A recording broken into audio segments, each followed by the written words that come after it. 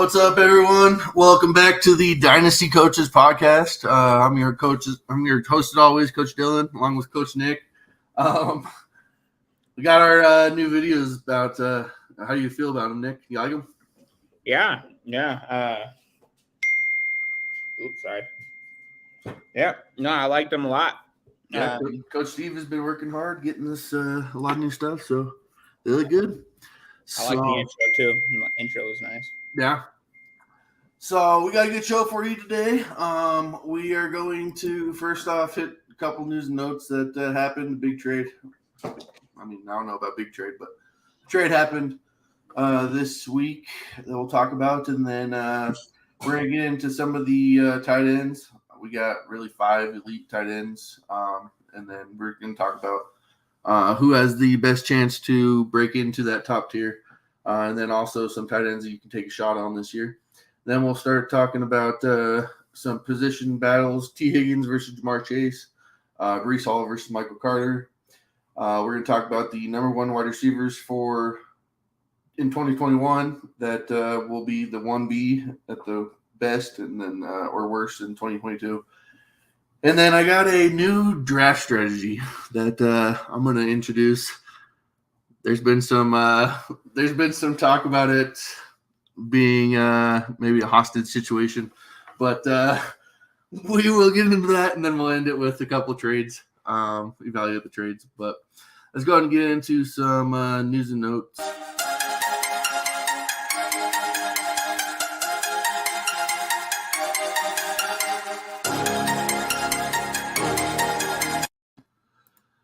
All right, Baker Mayfield says he's excited about the QB battle with Sam Darnold. Is there a chance that Sam Darnold is still the starting quarterback for this team? You can see here, I did a consistency kind of dive in here, and Mayfield was a top 12 quarterback in 2021, 14% of the games, top 24, 64%. And then Darnold actually was 17% of his games were top 12 and 66 were top 24. Is there a chance that Darnold starts? I mean, they only gave up a conditional 2023 draft pick.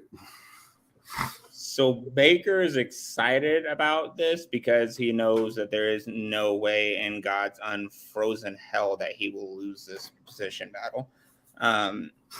Now, given, if I remember correctly, I'd heard a stat that these guys were 1A and 1B as far as interceptions over the length of their careers. So Baker figures out how to stop forcing that ball in and stop forcing plays to happen. He is already on a different level than Sam Darnold. Just raw talent, raw ability, explosive plays, potential explosive plays, et cetera, et cetera, et cetera. So really the position battle it's almost a joke to call it that. It's his position to lose. Now we all know that he does have a history of losing things that he shouldn't, but by all accounts, he's an incredibly intelligent player, an incredibly intelligent quarterback, picks up playbooks very, very quickly. So I don't think he's going to have too much of a hindrance. I would be shocked if by the halfway part of this season that he hasn't been starting for 2 or 3 games at least already. Yeah, I'm hoping that last year was kind of just because of his injury, his slip disc or something like that injury. He's always been a decent quarterback. It's just the touchdowns because he's been on a run first offense for his entire career in Cleveland. Well, he's coming to a run first offense in Carolina, so I don't know if we're going to see his true potential unlocked with Carolina. But I will say that he has a far better weapons in Carolina than he ever had in Cleveland with DJ Moore, Christian McCaffrey, even Robbie Anderson a little bit. So my only problem with that statement is that CMC has played maybe a quarter of the games that Chubb and have played. Right, that's the problem. CMC is on a whole different level than 90% of the running backs in the league when he's on the field. But there's always that catch. That is true. Hopefully they can be. I mean, even if it's just another 5% pass first team or pass more team, It's going to help CMC at least stay on the field a little bit longer. So we'll see. I don't want to have a ton of high hopes for Baker this season. He's still probably at highest a maybe mid number 2 quarterback, maybe. I would say probably lower 2. I would say that'd be a stretch even for me. I'd be picking up late 2, early 3. Yeah, I mean, it's somebody that you can take a shot on because he has weapons and everything, but it's not somebody that I'm excited for right now. Yeah, so, I'm picking him up in my leagues. I'd be picking him up to back up whoever I've already drafted at this point. Yeah, for sure. In Superflex, I would definitely want him as my 3rd QB. Yep, for sure. For sure. I just want to see him play that Cleveland game. If I remember correctly, Carolina and Cleveland play each other pretty early on in the season. Yeah, I think so. I think it's like first 3 weeks, something like that. So that'll be exciting. So moving on here, does Deshaun Watson play though? We'll see. Yeah, but even if he doesn't play, you know how pissed Baker Mayfield is. And he's going to be chomping at the bit to get into that game if he's not starting. Yeah. I mean, he's going to be looking at the coach like, dude, I don't care. I'll kick the freaking ball. Just put me in the game. If Matt Rule doesn't start Baker Mayfield against his old team, Matt Rule's a dick. So, moving on here. The Patriots trade N'Keal Harry to the Bears for a 2024 7th-round pick. Not all that exciting, but N'Keal Harry was a first-round draft pick, 3 years ago? Yep. Bears have nothing after Darnell Mooney. Can N'Keal Harry be the at least number 2 wide receiver in Chicago? I mean, is he? I think he is almost by default, but is he going to be worth anything in the position? I don't know. That's yet to be told. Unfortunately, he went to a Patriots team in the middle of a quarterback transition and hasn't really had a whole lot. They've been so run heavy, so defensive dependent that the offense hasn't really had a chance to do a whole lot. So do I think it's fair to say that he's a bust? Yeah, he's a bust right now. Do I think it's fair to say that he doesn't have the potential to be a good wide receiver, possibly a great wide receiver? No, I don't think it would be fair to say that. So I think he has a lot of potential. I think that if he's going to let it shine, he needed to get out of New England. So I love this trade for him as the player. As far as his fantasy stock, man, if you don't already have him, I mean, I don't know if you're going out and trading for this guy. I don't know if you're drafting him unless he's way, way deep and you're really desperate for it. So he's kind of a waiver wire guy for me right now. Yeah, he may be a guy that I pick up with my last pick in the draft. Yeah. As far as trading for him, no, I'm not really going to trade for him at all. But NFL first-round receivers don't miss all that much. Usually the first-round wide receivers hit majority of the time. So he's moving to a team that has nothing after Darnell Mooney. You can say possibly Cole Kmet. But he's going a place where he could receive a ton of targets.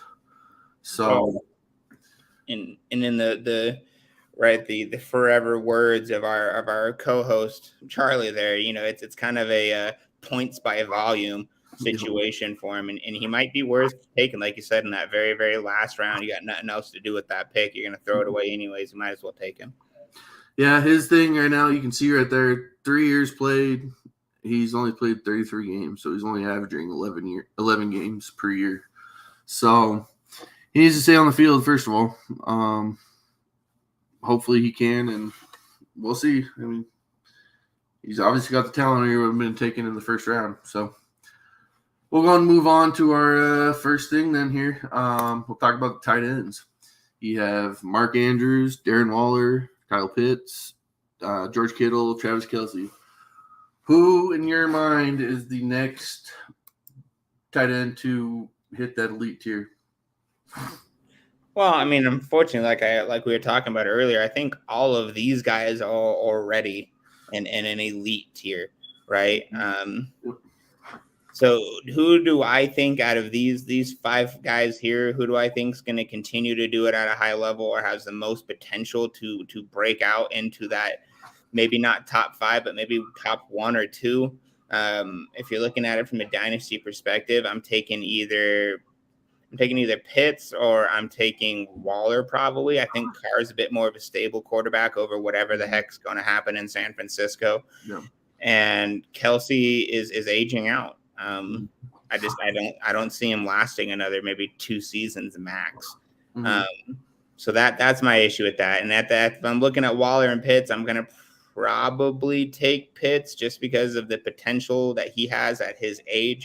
And the fact that if they go out and spend top tier draft capital to bring in one of these quarterbacks possibly in this next draft, they're going to bond up real well. And there's just not a lot of targets in Atlanta right now. So I think for that reason, I'd probably go with Pitts out of this group. But who do I think is going to go out and put up big numbers this year?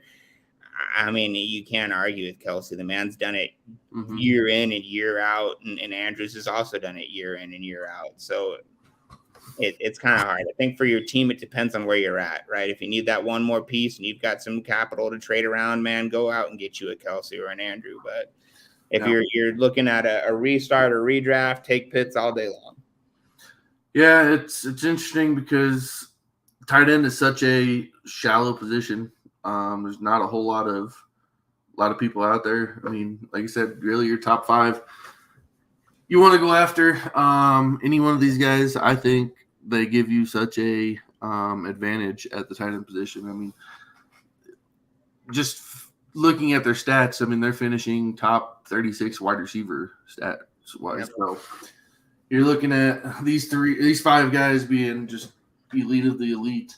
But who else in the league do you think has a chance to get up to this? I mean, you got Schultz, Knox, Goddard, Freiermuth, Hawkins. So I don't know about Knox. Knox makes me nervous. I took him one year when he had his first kind of year when we started throwing his name around. I took him, but for me, I go back to, and the only reason I think that he's not on this list is because of his quarterback is Hawkinson, right? I think that his quarterback situation kind of derails his campaign to be a top 5 guy.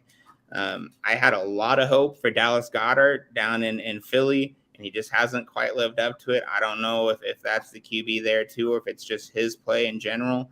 And then you got the kid coming back from injury up in Minnesota.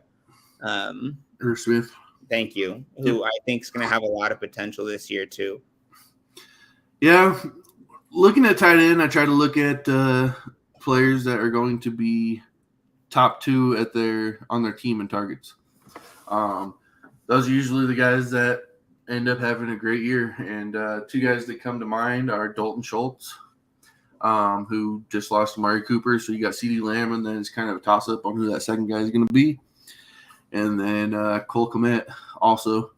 Yep. Now, they just, like I said, traded for N'Keal Harry, but I don't know. I think Kmet probably still is number 2 in targets, right behind Darnell Mooney. So both of them could be something. It's going to take a lot for Cole Kmet to get into the next tier of elite tight ends, but he might be more of an option for this next question.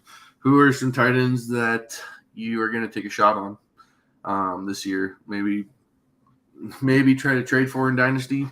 But who are they? Like Alberto, Adam Troutman. Yeah, I mean, I've drafted Troutman. I got a lot of faith in Troutman. I think Troutman's going to do some pretty big things. Do I think it'll happen this year? No, probably not. I think they need to stabilize their QB situation, and then we can go from there in New Orleans. A guy that I had kept an eye on, and I was really hoping that they'd bring him back as in Cincinnati, was CJ Uzomah. I was really big on him. He kind of stole my heart. He was my sweetheart this last season. And then he went and signed with the Jets. So I'm like, I don't like that one quite as much as I like Burrow and all the rest of what was going on there. So I'm going to stick with my forever faithful, my fan pick. I'm going to stick with Troutman. Think he's going to do some big things. But I really do think that we should keep an eye on Irv Smith. You should keep an eye on Dallas Goedert and TJ Hawkinson and see if they can get something going, because they just have too much talent to waste. Agreed. I'm gonna go with Alberto, and then two guys that aren't as well known: Tommy Tremble and Daniel Bellinger. Um, Alberto, he's just got that huge upgrade in quarterback with Russell Wilson. Wilson likes to target his tight ends in the red zone. Disley and Jimmy Graham, all of them have had decent tight end touchdown years whenever he's with Seattle. But then Tremble, I saw a stat where Mayfield targets tight ends the most in the league. So will that change because he's got DJ Moore now? It's probably going to change a little bit, but he's still going to target the tight end, especially in the red zone, quite a bit. And then Daniel Bellinger, there's been a lot of talk about him running with the ones in training or in camp right now. So yes, he's a rookie, and I don't like to take shots on rookies, but if you took a shot on Pat Freiermuth last year, you're probably happy you did because he had a pretty good rookie year. So I'll take a chance on those three. Have you heard the rumor mill about Dallas possibly looking to swing a trade for Debo? Really? Yeah, because that's going to affect Schultz's numbers. That would kill Schultz for me, I think. Yeah. So that'd be interesting.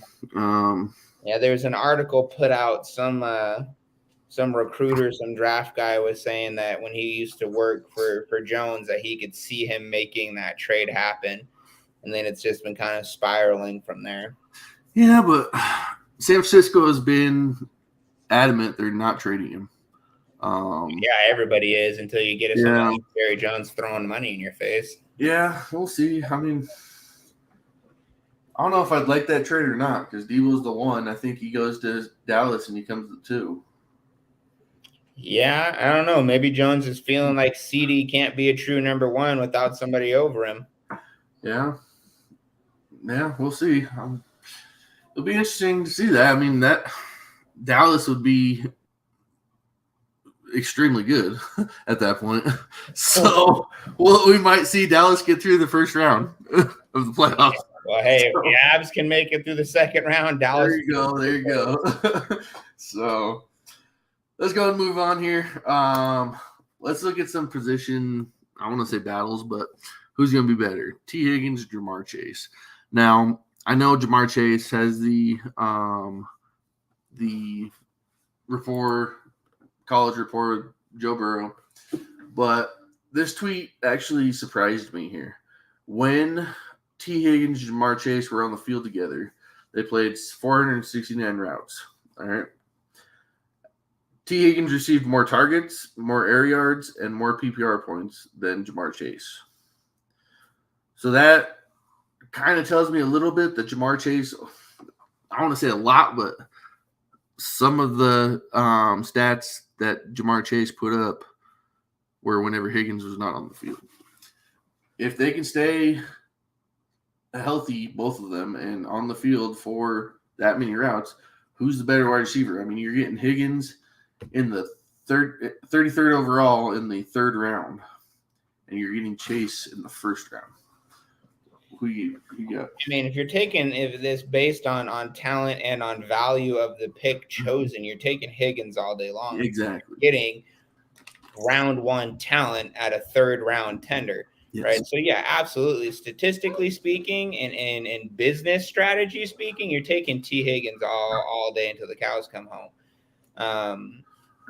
But you know how it is with fantasy players. A lot of them bite on the name. It's like buying a name brand when you could have got an off brand for 10, $10 cheaper. So it's for me, you're taking T. Higgins just based on the math. I agree. I mean, you're getting very, very similar production from a third round pick, not having to spend the first round draft capital on it. You can go after one of the higher tier running backs at that point, and then get same production here. I mean, you can go after one of those top elite tight ends if you needed to in the second round, still get T. Higgins in the third. Higgins is a very good wide receiver, and I think that the Joe Burrow, Jamar Chase connection gets overhyped a little bit. Now, do I think Jamar Chase is top two wide receivers in Dynasty? Yes, I do. I mean, but at the price, I think I would take Higgins over Chase. So,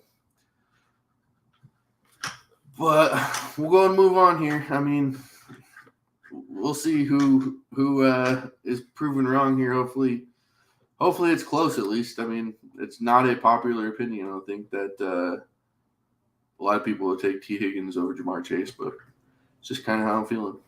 Yeah, but like I said, man, like you said, it's overhyped, that connection there. They see the name and everybody falls for the name, but when you break it down and you look at it strategically, it makes more sense to take Higgins in the third. You're getting the same player. Yep. I agree. Let's go and move on here. Breece Hall versus Michael Carter. All right. Hall was selected 36th overall in the 2022 draft. Carter 107th overall. So Hall's got the draft capital on Carter. But Michael Carter was very good last year. In the 14 games he played, I mean, 639 rushing yards, 4 rushing touchdowns. But he received 55 targets. Very good pass catcher. I mean, he had almost as many targets in 2021 that Breece Hall received in all of college. He only had, another 27 more targets in 3 years. So people are expecting Breece Hall to be the bell cow 3-down back. Is that going to happen, or does Michael Carter still have a role in this team?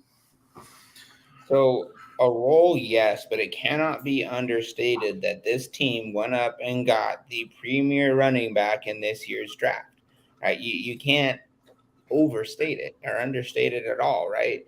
So it tells you something, right? It tells Carter as a player that they don't have absolute faith in his ability, right? Now, obviously, there's the other side of it of, hey, he was probably the best player available, and maybe that's why they took him, because he's best player, right? And you can't argue with that, but they haven't moved him. They haven't attempted to move him. They haven't done anything with him. There's plenty of running back hungry teams where they could have got something for him. So I think it tells us as the interpreters, and it tells him, Carter, as the player, that there's a lack of faith here, a lack of belief. So he's got to go out and he's going to prove it, or he's going to crumble and lose his job to Hall either way. So Carter was another player that I took last year, and I took him on a leap of faith, and I just kind of winged it and said, what the hell, we'll see what happens. It can't be any worse than where I'm at. And he really had a good season for me. He turned out some good numbers for me. So I got a lot of faith in the guy. I thought he was doing really, really good things there. He had a good connection with Wilson and a good connection with the team. So Hall is going to have an uphill battle to take over this role, but Carter is going to have to work his backside off to maintain his role. I agree. I mean, 82 targets in 3 years, that's a lot. But 55 targets in 1 year is a lot too. So Breece Hall, I believe, will probably be the primary rushing downs back. But I think that you could still see Michael Carter in on some of the passing downs work. I mean, he caught 36 balls for 325 yards last year. So that's no slouch at the receiving position. You could also see, I mean, who's to say Elijah Moore had issues staying healthy? But even if you have Elijah Moore and their rookie Garrett Wilson on the field, what if they just use Michael Carter more as a receiving back, and you have Breece Hall and Michael Carter both on the field at the same time? It could work. Yeah, it could. I kind of see these two kind of like the Ingram Kamara of 2018, 2019. Wait, is that right? 2018 for sure. I think 2019 he might have gone away. But you know what I mean? That kind of tandem. Hopefully they can really work well together, bond together, and just make an absolute dynamic pairing. Mm-hmm. I don't know, though. I don't know. Well, one of my last arguments for Michael Carter is you have Robert Saleh as his coach. and he came from the Kyle Shanahan San Francisco 49ers coaching tree. San Francisco is known for using a running back by committee.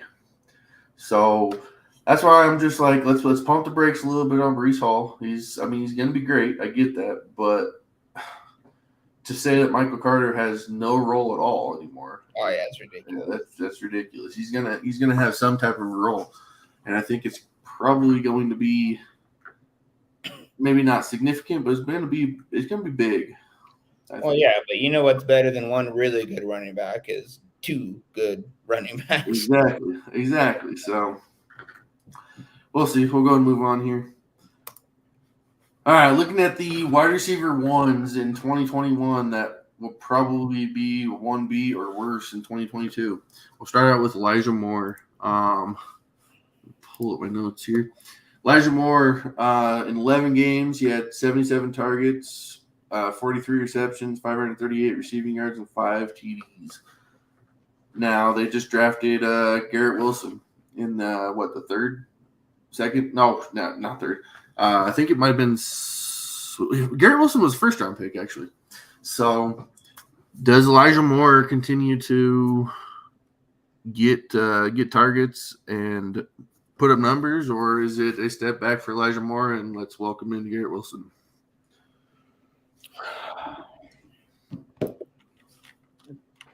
I struggle with this one a bit more than most folks probably do because I'm a very big advocate for the veteran players on the team. It's very, very hard for a rookie to come in, no matter how talented he is, to come in, pick up the playbook, pick up with the talent difference between college to the NFL, and then just that whole transition from college to NFL. It takes a mental and physical toll on rookies. So I have a really hard time saying that any of these rookies, with the exception of maybe Jameson Williams, coming in and taking over a role. But Amon St. Brown, I think, is going to lose his role. I don't have a lot of faith in him. Well, I mean, yeah, I we'll go and move on there to Amon-Ra. He was a let's see, he was pick 112 in the fourth round. Now he's a fourth round receiver, and they just went out and traded up for Jameson Williams. But I mean, the guy put up 119 targets, 90 receptions, 912 receiving yards, and 5 TDs. I mean, again, his quarterback is Jared Goff. I get it, but can he still? Maybe not as much as he did last year, but I would still have him at least a number 3 wide receiver. I don't know. I had a hard time with Amon-Ra. I loaded him up in the queue, went to grab him, and just couldn't. So yeah, I think that one's going to be Williams all day long. I guess it just depends on who you think is going to take the hit, because Detroit's looking pretty good right now with weapons wise. I mean, you've got DeAndre Swift, a running back. You've got Amon-Ra St. Brown, Jameson Williams, and DJ Chark at wide receiver. And then you got TJ Hawkinson at tight end. So all they're missing really is a quarterback. So what out of those 4, who do you think takes the hit? Do you think it's Amon?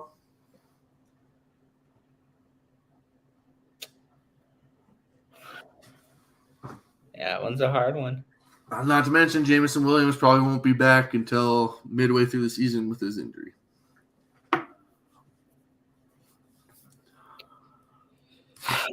Yeah, that one's hard. I forgot he was injured too. Yeah, he's tore his ACL, I think, in the championship game. So yeah, that adds a bit of a different factor to it then. I think Amon-Ra can still produce at a high level at least this season, and if he proves that he can do it this season, I don't know how the Lions get away with him. Yeah. So Hunter Renfrow here. He will be the 2 for sure behind Devontae Adams. I mean, we've talked about it on previous shows. Out of him, Devontae Adams, and Darren Waller, who takes the hit? I think it's probably Hunter Renfrow. I 100% agree. I think that Waller and Adams are elite at their position. So yeah, you're not going to see. He's not a slouch at catching balls out of the backfield either. So exactly. So I'm staying away from Hunter Renfrow this year for sure. Yep, trade high if you got him. Yep, because he's not going to be a whole lot come this year. Yeah. The interesting one here, I think, is Jalen Waddle. They traded for Tyreek Hill, so he'll be the number 2 probably. But can Jalen Waddle still be good with Tyreek Hill? I mean, Waddle's got so much innate talent, so much speed, so much confidence with his quarterback. I don't see how he isn't significant. Do I think he will be a shell of what he was last season? Yes, I think he'll be a portion of what he was last season, but his potential is just too dang good to say he's going to be nothing. I mean, he set the receiving yards record in the NFL last year. A lot of people are discounting him because of Tyreek Hill going there. I mean, Jalen Waddle is a very good wide receiver. Oh, incredibly good. I mean, if you're saying he's being discounted, then shit, I'd like to see that league. I'd eat that league alive all day. Heck yes. Because right now, let's see here. On fantasystats.com, ADP wide receiver. Jalen Waddle is being taken at 19. Tyreek Hill is being taken at 8. Jalen Waddle, 48th overall, and Tyreek Hill, 21st overall. So who's like the 3 people above Jalen Waddle that are being taken? Michael Thomas, DeAndre Hopkins, and Deontay Johnson.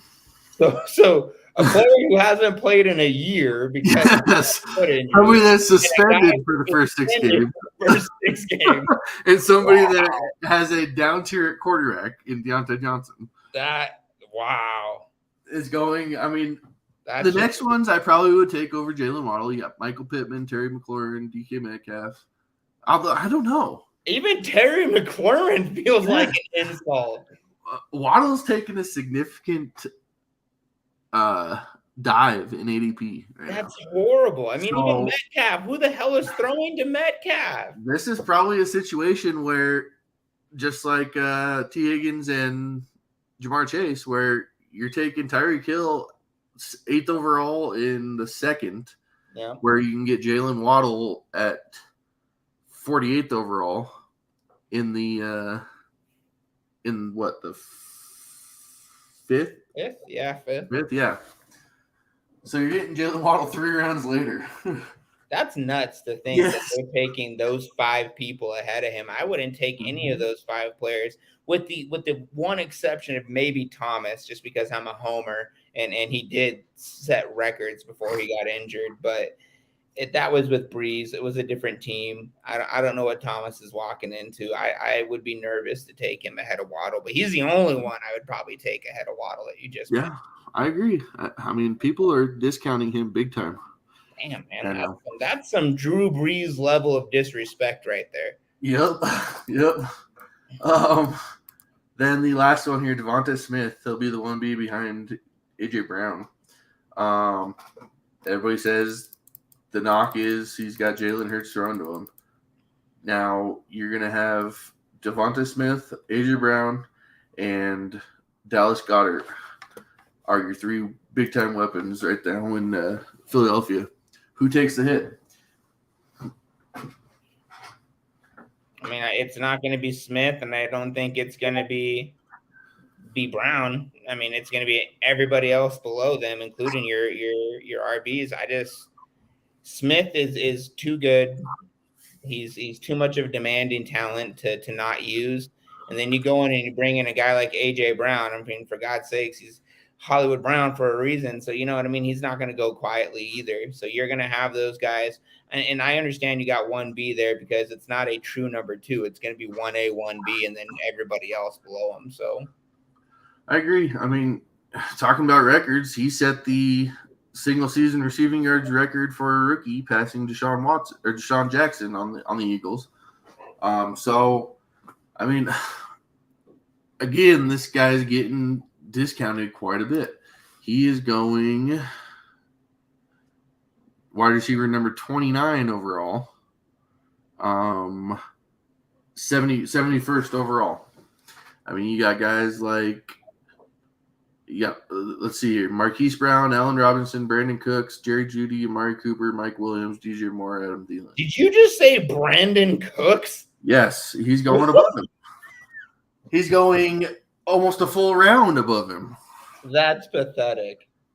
I mean, these guys have been great wide receivers. Oh, I would take Jalen Hurts over Davis Mills for sure.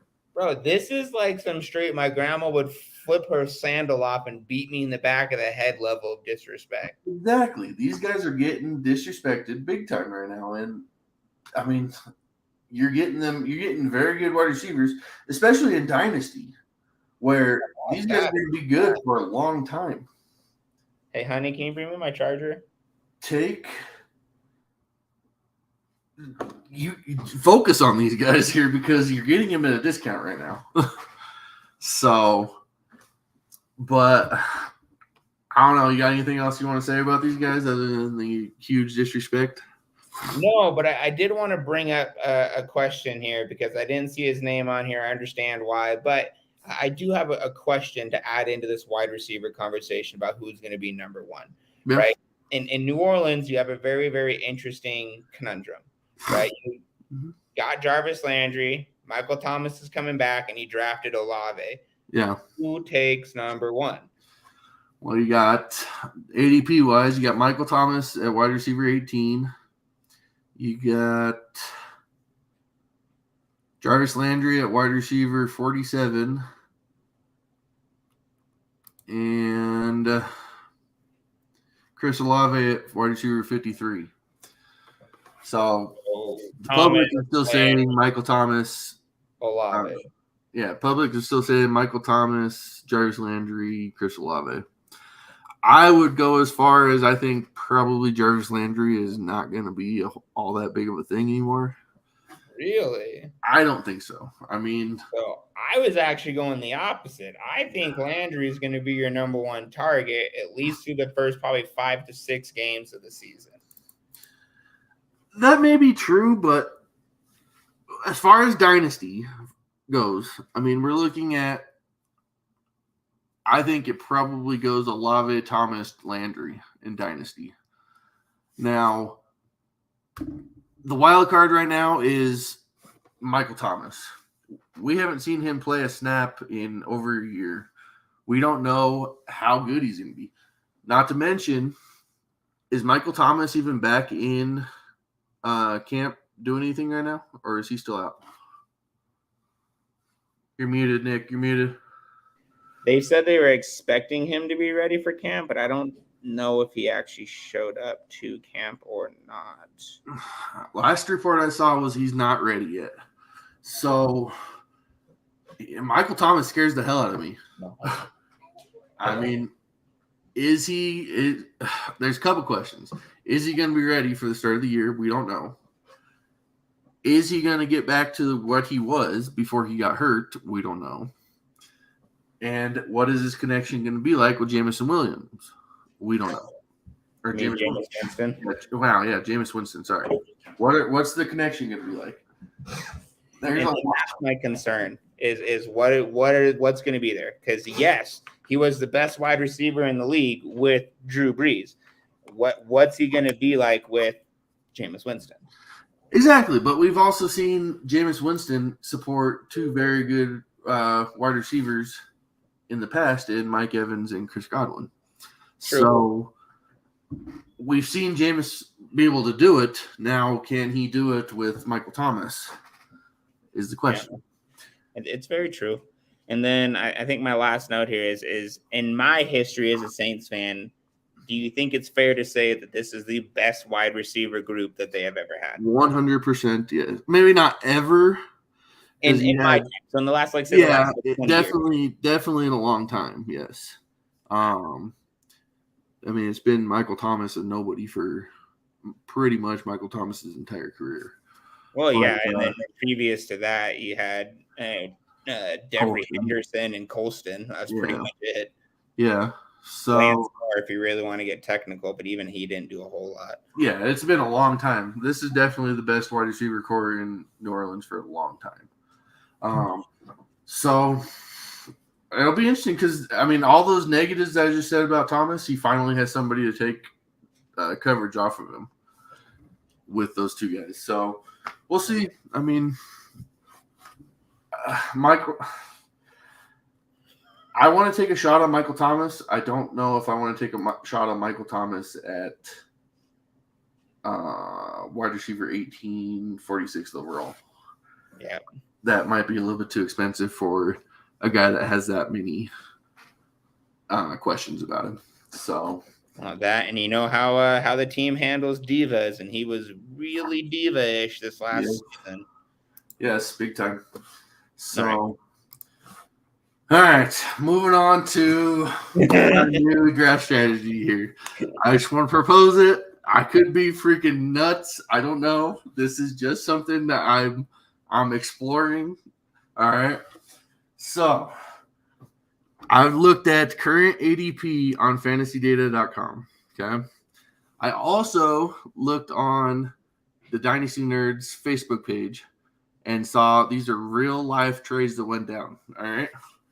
So I thought, what kind of team could you build if you go after just a ton of quarterbacks? Now, before you say anything, you are holding your league hostage at that point because you're going after the most shallow position in fantasy football. Second, maybe the tight end. But you're going after a very shallow position in fantasy football, and you're just stacking all the studs. So then you are looking to trade those studs because, as you can see here, these trades, you're getting overpays for them. Quarterback position is such a needy position. People are willing to pay a ton of capital to acquire them. So I went with the 10th overall pick. I just did a study here. 10th overall pick, I went DeAndre Swift, okay? Then my next, 5 picks, I drafted quarterbacks. Patrick Mahomes, Joe Burrow, Lamar Jackson, Matthew Stafford, Russell Wilson, and Russell Wilson. Then I drafted Elijah Moore, TJ Hawkinson, Michael Gallup, James Cook, Sky Moore, Treylon Burks, okay? Then I saw real-life trades here. Mahomes in a 2022 4.8 for Russell Wilson, Jalen Waddle, and the 2022 101, so Breece Hall. Then I saw Burrow trade. Burrow, the 1.7 and the 1.8 this year for Deshaun Watson, A.J. Brown, Michael Carter, and Elijah Mitchell.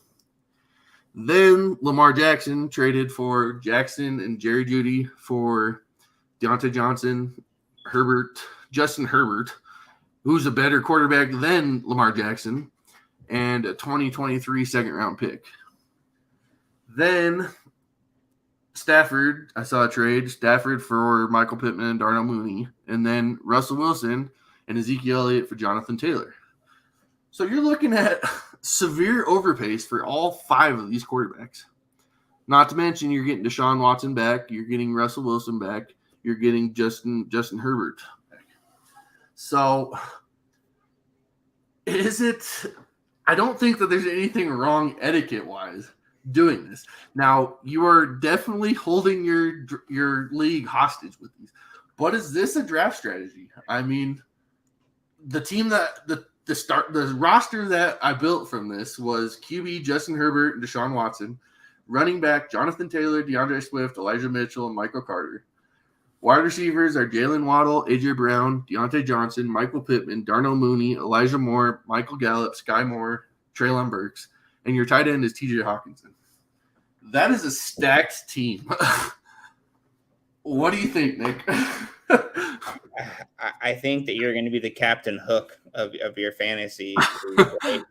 You're, like I said, you the Scrooge McDuck of fantasy football by doing this. Again, as long as it's not written in the rules that you can't do this, then by all means do it, because does it work? Absolutely. But Yeah. you had better have the testicular fortitude to stick this out, because they are going to hate you. You will be the villain of your fantasy football league. But you're not playing to be liked. You're playing to win money. I get it. So if this is a nobody league and you don't know these fools, then by all means go out there and gank them, because that's exactly what you're doing here, right? You're just taking the shiv and shanking them in the kidneys over and over and over again, and that's fine, right? Do you? But my God, man, like, talk about just loading up the C4 and putting the vest on and taking everybody hostage. That's exactly what you're doing with this. I mean, with this team that I've built based off of real life ADP again and real life trades that happen. I mean, it's I don't see an etiquette problem with it now. It's like baseball and the unspoken rules. Just because it doesn't say it doesn't mean you shouldn't do it. Well, I'm very curious to see what people think. So if you're listening, please leave a comment on our page, whatever, YouTube, go to the fantasycoaches.com. Definitely leave a comment on how you feel about this, because this might be something that I try and see how it works out. I mean, if I see this start to happen in my redraft league, my mock drafts, I'm just gonna /G quit. I'm out. I'm done. Yeah. I mean, you're definitely gonna need to know the rules, know the roster setup. And I mean, if you can only do this if it's a league where you can put multiple QBs on your bench, but also probably not going to be a super flex. Like I said, I have it in super flex, but I got to thinking more. It's probably not going to be able to be done in super flex because people take quarterbacks so early in super flex leagues. But one QB dynasty, oh my gosh, you're holding the league hostage, and yeah, I mean, you're going to get tons of overpay for it. Especially in like we said, in the scenarios we talked about before we started the show, right? If you're doing this in a year one dynasty league, like this is the first draft, you go in, you spend the first 4 rounds, 5 rounds just taking the top tier talent. Everybody's going to be looking at you like, oh, what a jackass. He just took another quarterback. And then it's going to click in their head and they're going to go, oh my God, I'm going to have to pay through the nose. Yes. With this guy. 100%. And again, cool, do you, but oh my land. And I'm still walking away with Justin Herbert and Sean Watson as my quarterbacks after all of this. You are. And like we talked about, even if, right, after 3 rounds, the teams start to wisen up and they start panic buying quarterbacks, well, that's fine. It just plays more into your strategy because now you can pick up all the things that they should be drafting instead of a quarterback. Exactly. So the guys that are sitting there, I mean, I went Elijah Moore at 7'10". You might get a better wide receiver at 7'10" than Elijah Moore because people are panic buying. Yeah, you might find a Jalen Waddle, for God's sakes, the way they're drafting that poor. Exactly. But remember, I traded Mahomes for Jalen Waddle, Russell Wilson, and Breece Hall there. So pick up an Olave or somebody. Yes, exactly. A Devonta Smith, somebody like that. Yeah, I forgot. Yeah, he's the other guy that's just been utterly disrespected. Yes, I honestly think that this could be something that could work very, very well for somebody. Yeah, it could. And you know what? Just do me a favor. When you do this in the first time, I need you to put on like Joker makeup so you can look like the villain that you're acting like. I'm excited. I'm gonna do it.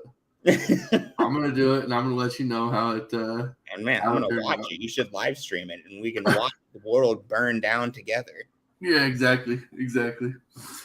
Well, I might do that. I might put it on, and we'll see how it shakes out.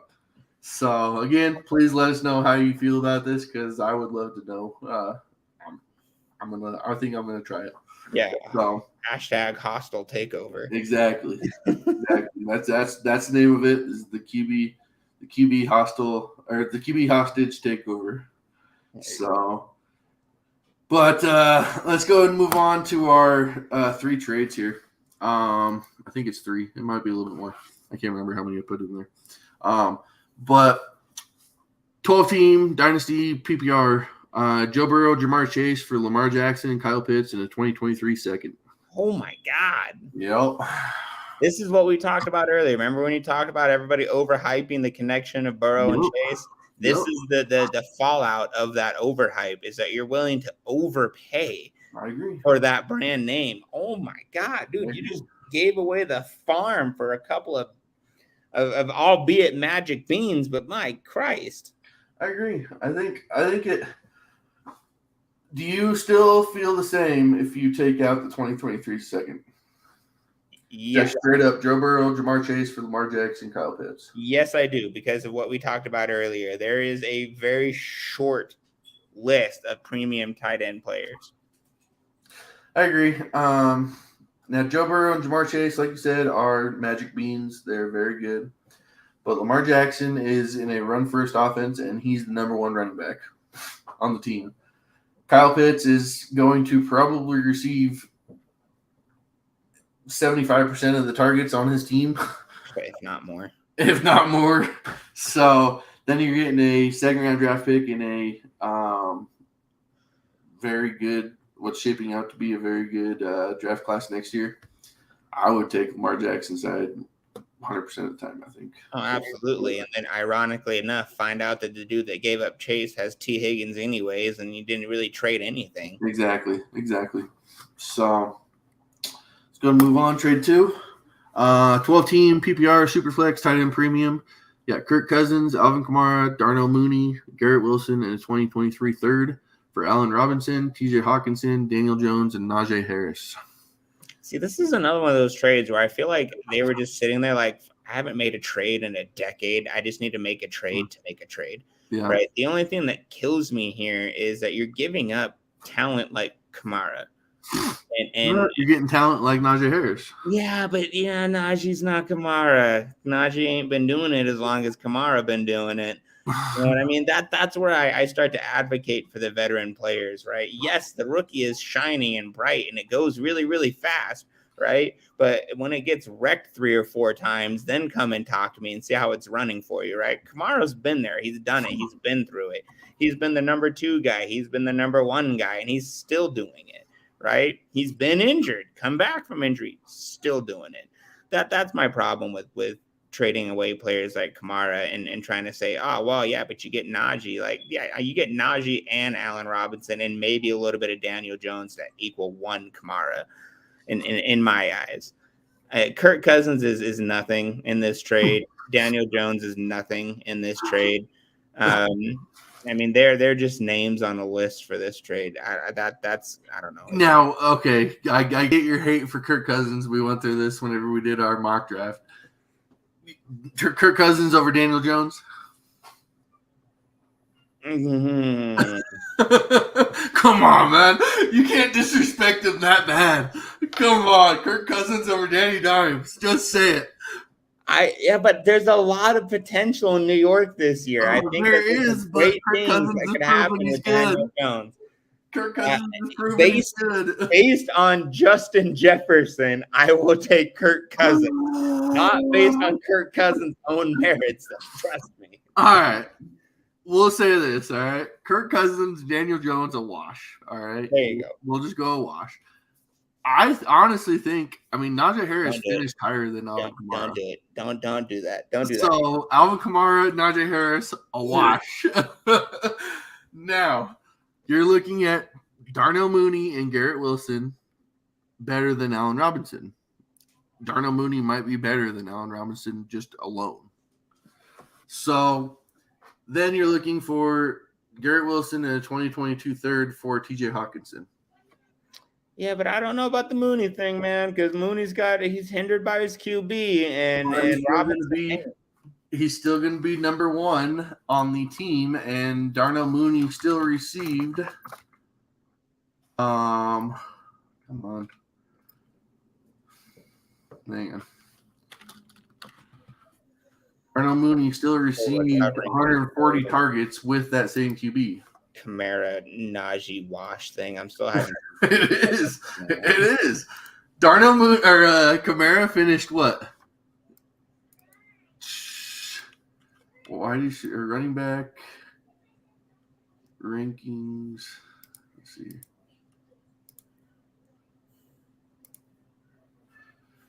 Last year, Kamara finished 9th. Najee finished 4th. But we're not talking about the Kamara with Drew Brees. We're talking about the Kamara with. Yeah, but you're not even talking about the Kamara. Like, look at the first 4 games before Winston got hurt. We're still looking at Kamara with Winston, not Kamara with Brees. Okay, but you're looking at Najee with who is the downgrade from Drew Brees to Jameis Winston greater than the downgrade between Ben Roethlisberger to Mitchell Trubisky or Kenny Pickett? The downgrade between Drew Brees to Jameis Winston is way bigger. No. Okay, all right. I will take Winston with a chicken wing in his hand, throwing the ball over Pickett, and I don't care about the other guy anymore. Trubisky, no. I don't know if I would. Hell no. You can give me Winston in the back of a cop car getting arrested for eating chicken wings for free, and I will still take him. Not to mention how much of a suspension is Kamara going to get? Okay, well, you want to bring the bad boy stuff into it. Yes, I understand. You have to. That's games that you can't start. I feel like they would have talked about this already, for God's sakes. Everything going on, I'm just waiting for it to happen. They're just dangling it over my head. It could happen. He could be gone for 6 games. With the suspension in mind, I will call it a wash. Okay. Then, like I said, Mooney and Wilson over Robinson, and then you're getting that 2023 third. So I would take the Cousins side over it. So yeah, I'd take Cousins too. The Cousins side. I hear you. I mean, I'll take the Kamara side. You're taking the Cousins side. Understand the hate, man. Kirk Cousins has been a top 13, 14 quarterback. That's all he's done. But what has Denny Dimes done in his career? Not in the top 24? Sucked really bad. Moving on. Trade number 3. This will be our last one. Superflex is all it's given. Tom Brady, Mike Evans, Alvin Kamara, and Marquise Brown for Aaron Rodgers, Keenan Allen, Cooper Kupp, and Kareem Hunt. Oh, God, give me the Rodgers side. I agree. You're getting, a lot more studs. Plus, I think Rodgers probably has at least another year left over Brady. Yeah, I agree. You look at Brady, he's got 1 to 2. He's almost year to year every year. You just don't know. Yeah. Rodgers is the same way, but not because of health, but because he hates Green Bay, but continues to torture himself for whatever reason. So, and then I love Herbert and Allen. You can't argue with Kupp. The poll came out, and a lot of people have him 1A and 1B with Devontae Adams. So you can't argue with the talent there. The only question mark that I have with this trade is Kareem Hunt. That's the only side of that trade that I don't like compared to the other side. I agree. Right now, that's really the only thing that is the downgrade. I mean, Brady and Rodgers, okay, wash. I would take Allen. Let's say this. I'll take Allen over Marquise Brown. And like I said, Kamara over Hunt, but that's the only piece that is better on that side. Yeah, but you also I'd take the Rodgers side. You got to keep in mind though with the suspension with Kamara, so that's the only reason that I kind of leveled that one out. And okay, let's take the Rodgers side. But again, it also depends on where you are for as a team. Yeah, I agree. Those ones weren't as heinous as some of the other trades. I know. I'll find a crazy one next week and put it in there. So yeah, good Lord, throw it around. That will do it for us today. Again, make sure you guys comment on that draft strategy that I put in. I'm really interested to see.